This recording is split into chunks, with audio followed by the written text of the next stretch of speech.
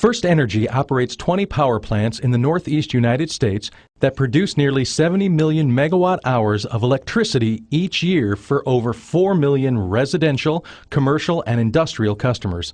Over half of First Energy's electricity is produced by using coal, compared to about 60% nationwide.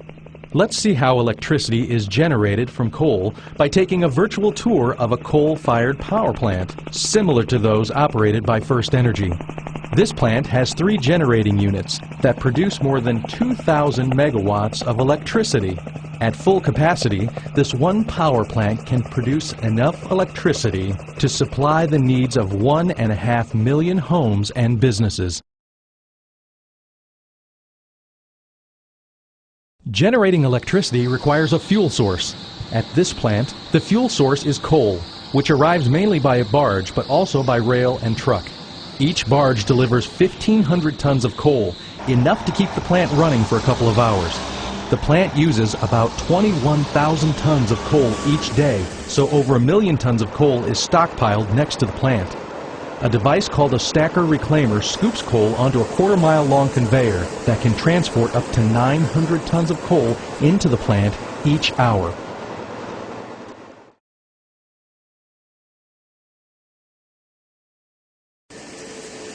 Once inside the plant, up to a 30-hour supply of coal can be stored in bunkers. Coal moves from the bunkers to feeders to be measured and moved to pulverizers. Each generating unit has 16 coal feeders that supply 8 pulverizers. Coal enters the pulverizer and spins in a large drum, where hundreds of steel balls grind it into a fine powder. Now a fine powder, the coal leaves the pulverizers and heads to the boiler.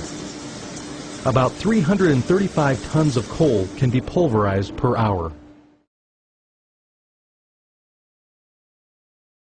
Large fans add warm air to the powdery coal and blow it into the boiler. The boiler has miles of tubes filled with high-quality water. Once inside the boiler, the coal ignites, releasing energy and generating intense heat that changes the water inside the tubes to hot, dry steam. The temperature of the steam is now about 1,000 degrees Fahrenheit. This process generates thermal energy, which is transformed to mechanical energy at the turbine, which is the next stop on our tour.